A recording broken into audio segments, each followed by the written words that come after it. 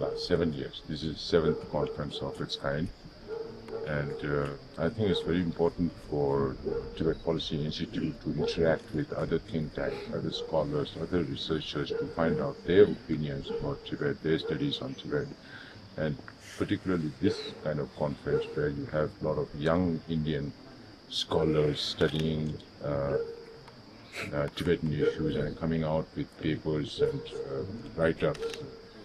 Eventually, when they grow up and become much more scholarly, then we'll already have friends in the international community who understand the Tibetan issues from the basic to what's happening today. So I think that kind of resource is very important for networking, for building up awareness on Tibet, and these scholars in turn will be spreading awareness in their own communities, in their own sections of society where they will be able to reach out, and I think this will help in the overall creation of awareness on Tibet and Tibetan struggle, which is always a very good component of, it has to be a good component of our movement, where we need support from different sections. And scholars are always at the forefront of coming out with research papers, which also becomes policy guidelines for governments. In India and now in European countries, more and more think tanks are coming up. But unfortunately, in developing countries like Africa, Latin America, they are still lacking in understanding China. There is no group or think tanks to study China and inform the politicians about the motivations of the Chinese government and the subtle pressures they put on you, using all the multilateral forums because of their investment in those countries. So it works in different ways. So it's very important to understand China from a scholarly perspective, and then also give feedback to governments. When I travel to South America, so I recommend them to form think tanks to study China, so that politicians don't have the time to study. They need to be informed by scholars and researchers, their outcomes that will influence the policy. I think these kind of conferences are very, very important, not only for today, but in the future as well. Initially, today, I thought I'll speak broadly about Tibet and historical antecedents and all that, but after reading the profile of all the scholars who are making presentations at this conference, I thought they already know the basics about Tibet. So focused my presentation more on currently what we are doing, and that could have some consequences on their thinking about what the CTA is doing and how research on certain fields in future might help the CTA in carrying forward our movement. So overall, of course, every scholar comes with their own research paper on a specific area, not really comprehensive, but I think it will all add up to a larger compilation of how people perceive Tibet from different angles, from religious perspective, from trade, from political, linguistic. So there are so many angles that this conference is covering. Maybe in future we may have to streamline and also see whether we can involve scholars from Southeast Asia to participate in such conferences. They will also benefit from these kind of experiences, and we will also benefit from their input. Can you tell us a bit about yourself, your name, where you come from, your research interests? Okay, so my name is Asta Binzani and I am from Bhopal, Madhya Pradesh, but right now I am pursuing my PhD in JNU, Center for East Asian Studies. And my research interests are actually, for my PhD, I am working on China's outer space program, but I also have diverse research interests, like say in the Tibetan issue. So yeah. Hello everyone, Tashitale, Julia. My name is Mridul Sudhi. I'm a resident of Shimla, but I'm finishing my PhD. I'm in the 5th year of my PhD at Indian Institute of Technology, Delhi. And my work is on Sowa Rigpa, who I look at. Sowa Rigpa is also popularly known as Tibetan medicine.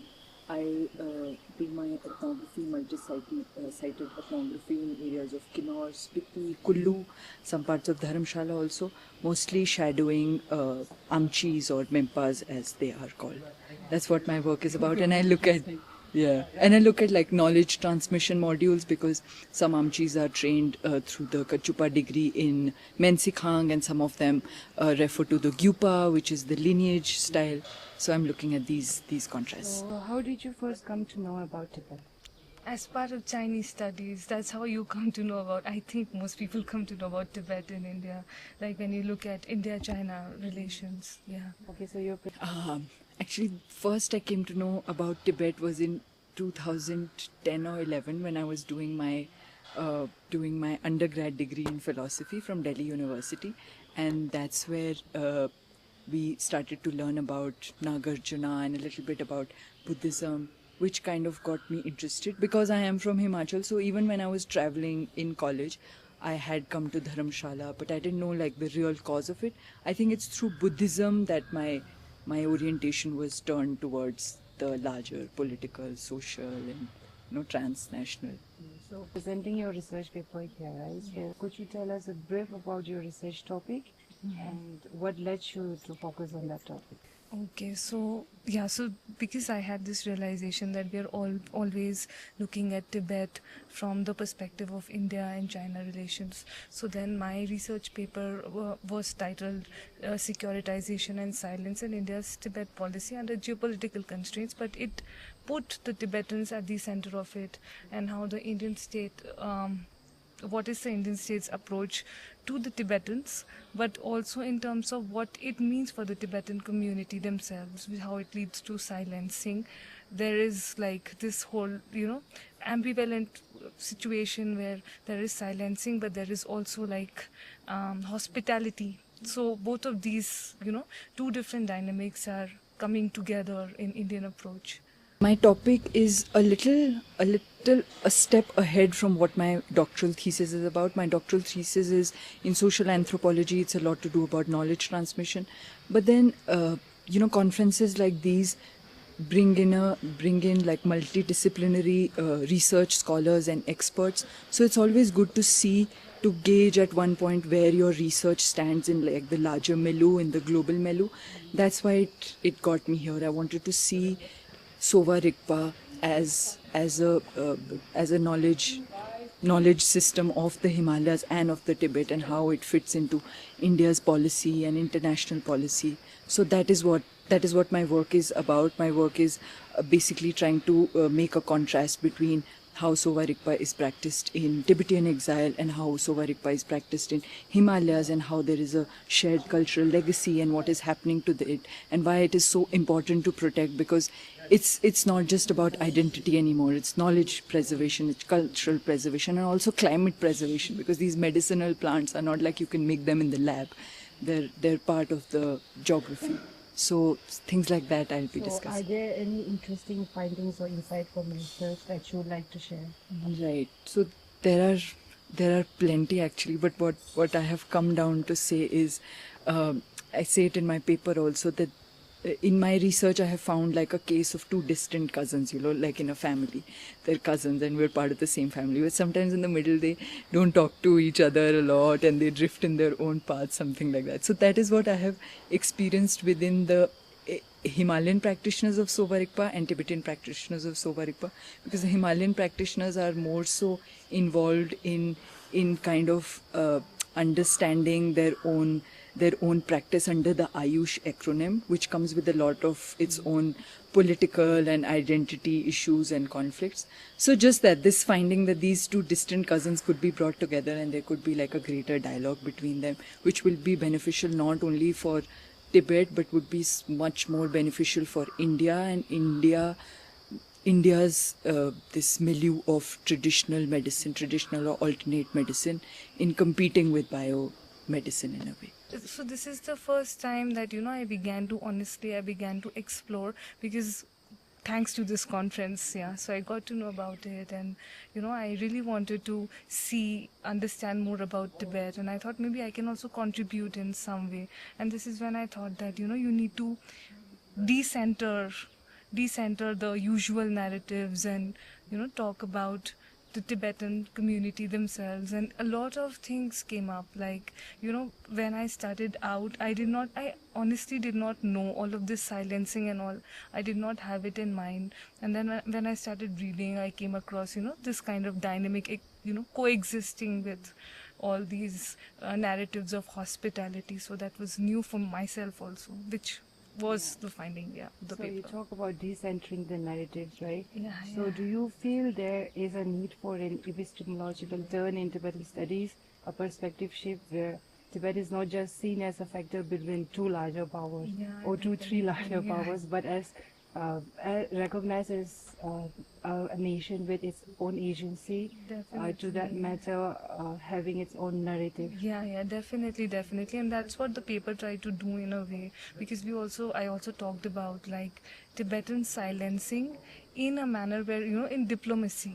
So, the Tibetan voice to be heard in diplomacy, as even if it's not like a state in the traditional sense of the term, but it's still an entity like a state. So it also needs to have a voice in diplomatic, whatever, when diplomacy is taking place. Yeah. Yeah, so apart from your current research, I'd like to hear your thoughts on the significance of this conference, not only for advancing the Tibetan studies or advocating for the Tibetan cause, but also in helping India understand Tibet better, so that it can make informed decision in areas like policy, environment, international relations.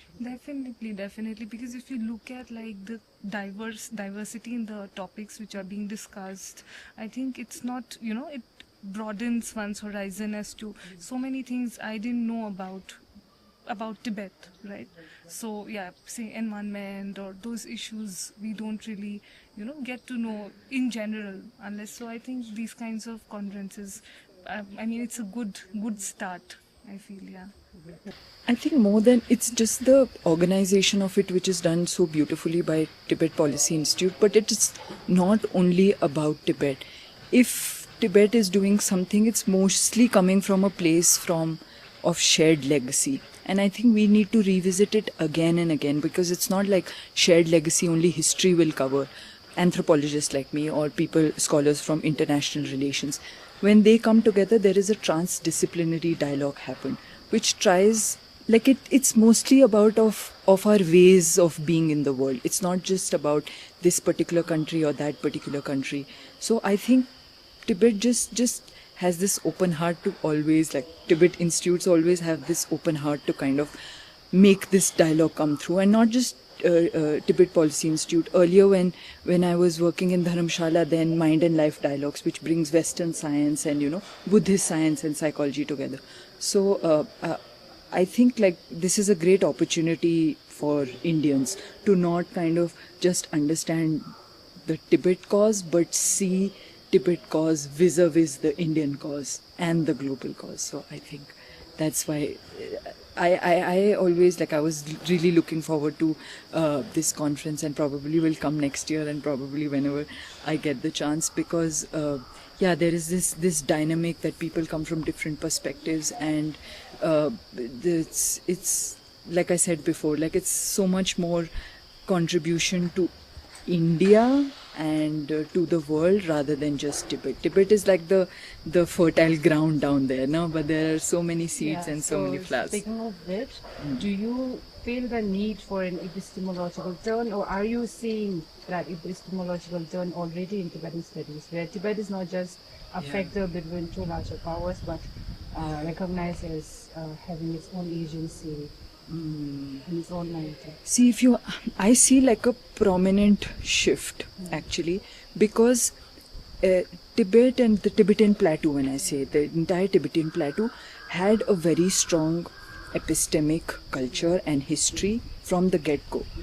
And since exile happened, all of these conditions have changed and they have to be rearranged. And I think that is already happening. Like there is this epistemic rearrangement which is happening, but the need to do it again and again and come from a perspective to see this big event which kind of diverged the epistemes is very important. And I think it's more so about revival than construction, because the West usually sees that anything which is traditional or anything which is Eastern or South Asian has to be reconstructed, and the paradigm is still Western. I think that has to go. We have to like pick up our previous paradigms and then see them in real world at time, which is kind of like scholars like us want to do, and so many of them in the conference are kind of like moving towards it. So yes, there is an epistemic change happening, but it still has to go a long way.